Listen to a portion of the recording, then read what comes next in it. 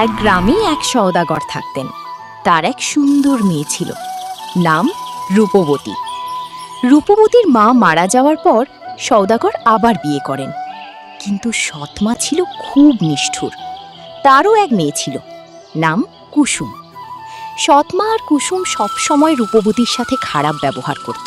রূপবতী, কোথায় গেলি? বাসন মাজা শেষ হয়েছে? জি মা, এখনই শেষ করছি। এখনই শেষ করছি মানে? এত ধীরে কাজ করিস কেন? ওকে আরো কাজ দাও না। যা, এবার কাপড় ধুয়ে আন। আচ্ছা মা। কিছুদিনের জন্য ব্যবসার কাজে দূরে যাচ্ছেন সওদাগর। রূপবতীর মনটা কেমন অস্থির হয়ে উঠল। রূপবতী মা, আমি শিগগির ফিরে আসব।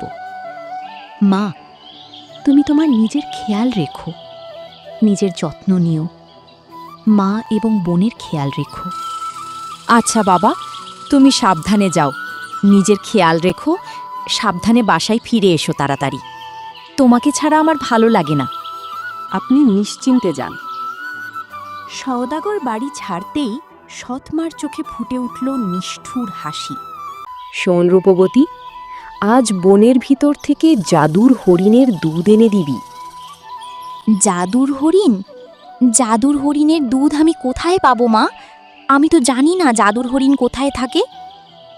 দুধ না আনতে পারলে এই বাড়িতে আর ঢুকবি না। তোর জন্য এই বাড়ির দরজা চিরদিনের জন্য বন্ধ হয়ে যাবে। কথাটা মনে রাখিস। হে আল্লাহ, তুমি আমাকে সাহায্য করো। সৎ মা ও কুসুম মনে মনে হাসতে শুরু করল। এবার দুই বোনের ভিতরে গিয়ে হারিয়ে যাবি, আর কোনো দিনও আসতে পারবি না।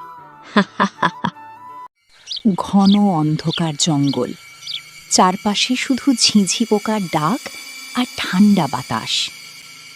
আমার খুব ভয় লাগছে, চারিদিকে কত অন্ধকার। বাবা, তুমি কোথায়? তুমি কেন আমাকে একা রেখে চলে গেলে? আমি এখন কোথায় জাদুর হরিণের দুধ পাবো? আমি এখন কি করব? কোথায় খুঁজবো জাদুর হরিণ? রূপবতী কাঁদতে শুরু করল। হঠাৎ করে আকাশ থেকে নেমে আসলো একটি সুন্দর রঙিন পরী। তার চোখে ছিল অদ্ভুত মায়া। সে বলল, রূপবতী, কাঁদছিস কেন? কে কে কথা বলছো? ভয় পাস না, নির্ভয় বল তোর কি হয়েছে। সোনালি পরী, আমি খুব বিপদে পড়েছি। আমার সৎ মা আমাকে জাদুর হরিণের দুধ আনতে পাঠিয়েছে, কিন্তু এই গভীর জঙ্গল আমি কোথায় পাবো জাদুর হরিণের দুধ? তুই খুব ভালো মেয়ে, তোকে আমি সাহায্য করব। চল রূপবতী, আমার সাথে চল। রূপবতী সোনালি পরীর পিছু পিছু গেল। চাঁদের আলোয় ঝলমল করছিল জাদুর সরোবর।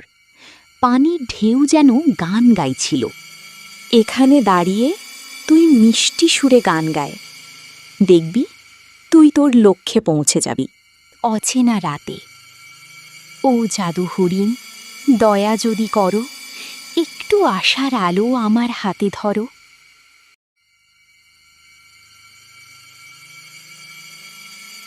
কে এত সুন্দর করে গান গাইছে? আমি শুধু একটু দুধ চাই। আমার সৎমা আমাকে বাসা থেকে বের করে দিয়েছে। সে বলেছে জাদুর হরিণের দুধ ছাড়া যেন আমি বাসায় না যাই। তারা আমাকে বাসা থেকে বের করে দিয়েছে।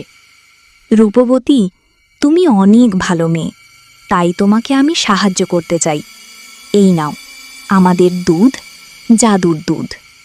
ধন্যবাদ, আমি সারা জীবন তোমাদের কাছে কৃতজ্ঞ থাকব। তোমাদের এই উপকার আমি কখনোই ভুলব না।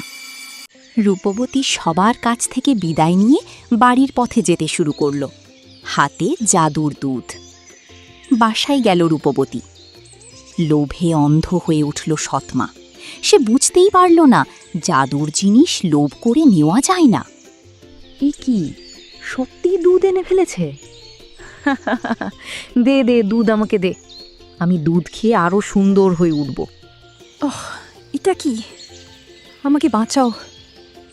আহা, এটা কি? আমাকে বাঁচাও। রূপবতী, আমাকে ক্ষমা করে দে। এত কষ্ট পাওয়ার পরও রূপবতীর মনে কোনো ঘৃণা ছিল না।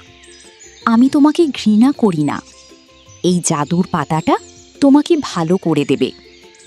জাদুর পাতা মায়ের গায়ের মাখানোর পর সৎমা আগের মতো ভালো হয়ে যায়। সে বলে, তোকে আর কখনো কষ্ট দেব না, তোকে আমি আমার নিজের মেয়ের মতন করে দেখব। এদিকে সওদাগর চলে আসে, সে সব বুঝতে পারল এবং সৎমা সবার কাছে ক্ষমা চাইল, সৎবোনও ক্ষমা চাইল। এবার সবাই মিলে একসাথে ভালোভাবে বসবাস করতে লাগলো।